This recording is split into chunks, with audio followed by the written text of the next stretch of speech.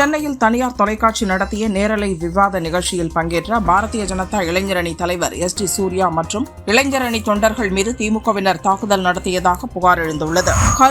கருத்தால் எதிர்கொள்ள திராணி இல்லாத திமுகவினர் தொலைக்காட்சி விவாதத்தில் வன்முறையை கையில் எடுத்துள்ளனர்.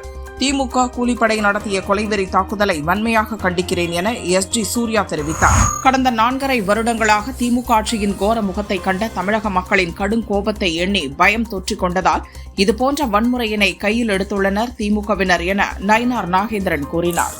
டிவி விவாத நிகழ்ச்சியில் பங்கேற்ற பாரதிய ஜனதாவினரை தாக்குவதற்காக ஆயுதங்களுடன் திமுகவினர் திரண்ட சம்பவத்திற்கு அண்ணாமலை கடும் கண்டனம் தெரிவித்துள்ளார். நியாயம் தலை தூக்கும் போது திமுகவின் ஒரே பதில் வன்முறைதான் என்றார். சென்னை மாவட்டத்திற்கு உட்பட்ட 4079 வாக்குச்சாவடி மையங்களிலும் வாக்காளர் பட்டியலில் திருத்தம் செய்ய இன்று சிறப்பு முகாம் நடைபெறும் என பெருநகர சென்னை மாநகராட்சி தெரிவித்துள்ளது.